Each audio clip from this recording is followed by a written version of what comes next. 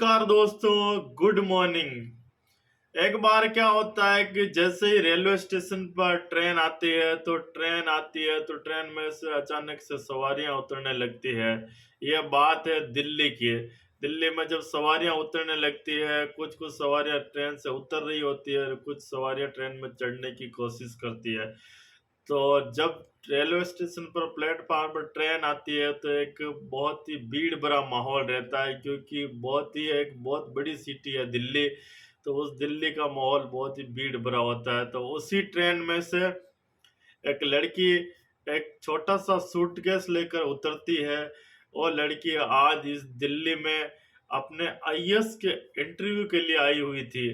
तो जैसे ही वो बाहर उतरती है तो बहुत सारे ऑटो वाले सवारियों को लेने के चक्कर में सवारी से पूछने लगते हैं कि कहाँ जाओगे, कहाँ जाओगे, कहाँ जाओगे। तो उस लड़की से भी कुछ ऑटो वाले पूछते हैं कि मैडम आप कहाँ जाओगे। तो लड़की कुछ जवाब नहीं देती है। लड़की थोड़ा रिलैक्स होती है और इधर उधर देखते हैं कि मुझे किस ऑटो में जाना चाहिए। तो उसकी नज़र एक ऑटो वाले पर पड़ती है, जो कि एक साइड में खड़ा होता है और अपने ऑटो में खड़ा खड़ा एक बुक पढ़ रहा होता है। तो उस लड़की को लगता है कि चलो मैं इस ऑटो वाले से पूछती हूँ, ये वहां पर चलता है कि नहीं चलता है। तो लड़की ऑटो वाले के पास जाती है और उससे पूछती है कि भैया, आप लोक सेवा आयोग चलोगे क्या? तो उस ऑटो वाले ने जवाब दिया, हाँ मैडम, मैं चल चलूंगा। तो उस लड़की ने पूछा कि आप वहां पर जाने के कितने रुपए लोगे? ऑटो वाले ने कहा, मैडम मैं वहां जाने के 80 रुपए लूंगा। तो इतने में किराया तय हो गया और लड़की ऑटो में सवार हो जाती है। जैसे ही ऑटो चलने लगता है तो दोनों में कुछ कुछ बातचीत होने लगती है। ऑटो वाला कहता है कि मैडम, आप इंटरव्यू के लिए जा रहे हो क्या? तो उस लड़की ने पूछा, आपको कैसे पता? तो उस ऑटो वाले ने बताया कि वैसे तो आप लोक सेवा आयोग जा रही है और आजकल इंटरव्यू भी चल रहे हैं। तो बातों ही बातों में लड़के ने कहा कि मैं भी आईएएस की तैयारी कर रहा था, लेकिन पिछले 2 साल पहले मैं इंटरव्यू में 2 नंबर से चूक गया था और मुझे अपनी आजीविका चलाने के लिए, अपने घर पालने के लिए, माता पिता के घर पालने के लिए, उनका पेट भरने के लिए, अपना पेट भरने के लिए मुझे ऑटो चलाना पड़ रहा है। तो दोनों इस तरीके से बातचीत करना शुरू कर देते हैं। तब तक कुछ देर बाद बातें करते करते लोक सेवा आयोग आ जाता है। तो लड़की ऑटो वालों को 100 रुपए का नोट देती है। ऑटो वाला 80 रुपए काट के 20 रुपए उनको थमा देता है। लड़की ऑटो वाले से कहती है कि क्या आप शाम को 5 बजे मुझे लेने के लिए आ जाओगे? तो ऑटो वाला कहता है कि हाँ मैडम जी, मैं आपको लेने के लिए आ जाता हूँ। यह कहकर ऑटो वाला चला जाता है और लड़की इंटरव्यू के लिए चली जाती है। शाम के 4-5 बज रहे होते हैं। ऑटो वालों को ख्याल आता है कि चलो उस मैडम को लेने के लिए जाना है। तो ऑटो वाला वापस उसी जगह लोक सेवा आयोग पहुंच जाता है और देखता है कि 5 बजने पर ढेर सारे स्टूडेंट उसमें से निकलते हुए दिखाई दे रहा है। ऑटो वाला उनमें से उस मैडम जी को पहचानने की कोशिश करता है। कुछ देर बाद वो उनको पहचान लेता है और उनको आवाज देता है।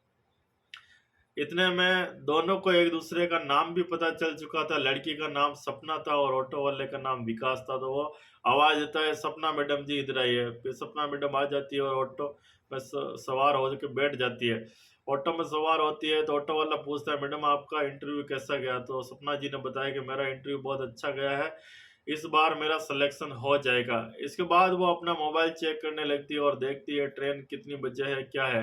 ट्रेन का सब कुछ शेड्यूल देखती है तो उसे थोड़ा सा टेंशन सी होने लगती है। तो ऑटो वाला पूछता है, मैडम जी क्या हुआ? तो वो बोलती है कि मेरी ट्रेन 8 घंटे लेट है, तो मैं अकेले प्लेटफार्म पे इतनी देर क्या करूंगी? तो ऑटो वाले उससे एक विनम्र रिक्वेस्ट करता है कि मैडम जी, अगर आप बुरा ना माने तो आप मेरे घर पर रुक सकती है। मैं अपने घर पर अपने मम्मी पापा और बहन के साथ रहता हूँ। मैं एक फैमिली के साथ रहता हूँ। अगर आपको मुझ पर बिलीव है तो आप मेरे घर पर कुछ देर के लिए रुक सकती है। तो थोड़ी देर तक सपना सोचती है कि क्या करूँ, मैं इनके घर पे जाऊँ या नहीं जाऊँ। तो कुछ समय बाद फैसला लेती है कि चलो मैं चलती हूँ और रुक लूँगी, क्योंकि यह पूरी फैमिली के साथ रहता है। तो फिर ऑटो वाले के साथ चल देती है और कुछ देर में ऑटो वाले का घर आ जाता है और ऑटो वाला घर पे जाकर अपने मम्मी पापा, अपनी बहन से सपना जी को मिलाता है। तो कुछ ही देर में सपना उसके परिवार, विकास के परिवार वालों से बहुत ही अच्छी तरीके से घुल मिल जाती है।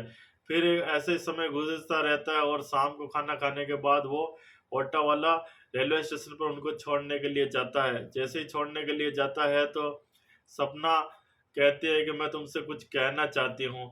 तो उस ऑटो वाले ने कहा कि कहिए मैडम जी क्या कहना चाह रही है? तो मैडम ने कहा कि मैं तुम मुझसे वादा करोगी कि तुम भी अब आईएएस की तैयारी वापस शुरू कर दोगे और तुम मेहनत करोगे। मेहनत करने वालों की कभी हार नहीं होती। मैं भी 3-4 सालों से मेहनत कर रही हूँ और मुझे आज लग रहा है कि मेरी मेहनत सफल हो जाएगी। तो ऑटो वाला उससे वादा करता है कि ठीक है मैडम जी, आपकी देखकर मुझे भी अपने लाइफ का मोटिवेशन मिला है। मैं ऑटो चलाने के साथ-साथ मैं भी आईएएस की तैयारी वापस शुरू करूँगा। इतना कहकर दोनों अपने-अपने मंजिल की ओर चल पड़ते हैं। ऑटो वाला पुनः अपने ऑटो चलाने लग जाता है और सपना जी पुनः अपने घर को चली जाती है। तो उस मोटिवेशन को देख कर के विकास भी आईएएस की तैयारी शुरू कर देता है, वापस अपने दिल जान से लग जाता है और साथ में ऑटो भी चलाता रहता है। कुछ समय बाद जब रिजल्ट फाइनल होता है तो ऑटो वाला देखता है उनका नाम और नंबर, क्योंकि ऑटो वाले के पास था और दोनों के बीच एक दूसरे के बीच में बातचीत भी होने लगी थी। दोनों एक दूसरे को दोस्त भी मानने लगे थे। तो देखा जाए कि सपना जी का रिजल्ट में देखा जाता है कि सपना जी एसडीएम बन चुकी है, तो ऑटो वाला उनको बहुत-बहुत बधाई देता है। सपना भी उनकी पढ़ाई के बारे में पूछती है कि तुम्हारी पढ़ाई कैसे चल रही है? तो बताया कि वो भी मेरी पढ़ाई भी अच्छी चल रही है। इस प्रकार से बातें-बातें करते-करते सपना जी भी सिंगल होती है और उन दोनों में बातचीत का सिलसिला 2 साल तक चलता रहता है। इसी बीच विकास भी अपनी तैयारी जी-जान से करता रहता है और विकास ऐसी तैयारी करता है कि 2 साल बाद उसका भी आईएएस में सिलेक्शन हो जाता है फाइनली। तो खुशी-खुशी ये बात सपना जी को बताता है, सपना भी बहुत खुश होती है और विकास को भी लगता है कि मुझे मेरी मंजिल मिल गई है। तो ऐसी ही बातों-बातों में सपना जी एक दिन विकास से एक सवाल करती है, पूछते हैं कि क्या मैं आपसे एक सवाल कर सकती हूँ? विकास बोलता है कि हाँ, पूछें मैडम क्या सवाल करना है? तो सपना कहती है कि क्या एक आईएएस अधिकारी किसी एसडीएम से शादी कर सकता है? तो विकास कहता है अगर दोनों एक-दूसरे को चाहते हैं, दोनों एक-दूसरे को जानते हैं और दोनों एक-दूसरे के साथ रहना पसंद करते हैं तो ऑफ कोर्स शादी कर सकते हैं। इसमें कोई पोस्ट ऊँच-नीच मायने नहीं रखती। प्यार, प्यार, मोहब्बत, मोहब्बत होती है। तो फिर सपना उस बात को विकास पे ही ला के बता देती है अपने दिल की बात और कहती है कि विकास, इन 2 सालों में मैं तुमसे बहुत ही ज़्यादा प्यार करने लगी हूँ, तुमको बहुत अच्छी तरीके से पहचान चुकी हूँ। विकास कहता है कि मैडम मैं अभी गरीब हूँ और मेरी आईएएस की ट्रेनिंग भी अभी स्टार्ट नहीं हुई। मैं इस बात को सुन कर के आपकी बात को कैसे मान सकता हूँ? आप एक एसडीएम अधिकारी है और 2 सालों से नौकरी कर रही है। तो सपना कहती है कि मैं तुमसे प्यार करती हूँ और तुम्हारे ट्रेनिंग में नंबर आ ही गया तो तुम भी कुछ दिनों में आईएएस बन ही जाओगे। तुम मेरी इस बात को कबूल कर लो।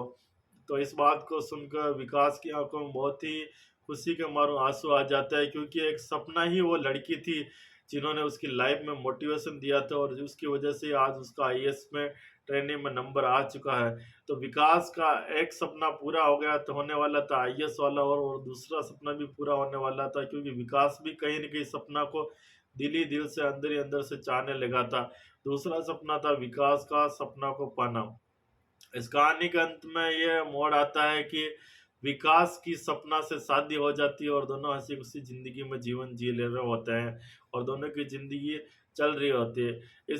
इसीलिए इंसान को हालातों से समझौता नहीं करना चाहिए। इंसान गिर के भी उठ सकता है। जिस प्रकार विकास ने सब कुछ छोड़ के भी वापस पुनः दिल जान से अगर तैयारी में लग गया तो वो एक आईएएस बन गया और आईएएस बनने की वजह से उसकी शादी भी एसडीएम से हो गई, सपना से हो गई और उसके दोनों सपने पूरे हो गए। उसे उसका प्यार भी मिल गया और उसे उसकी मंजिल भी मिल गई। तो आज की कहानी में बस इतना ही। मिलते हैं किसी और नई मोटिवेशन स्टोरी के साथ। आप हमारी स्टोरी के बारे में क्या राय रखते हैं हमें कमेंट बॉक्स में ज़रूर बताइए, ताकि हम आपके लिए और नया-नया वीडियो ला सकें और नई-नई मोटिवेशन स्टोरी आपको सुना सके। धन्यवाद। Thank you.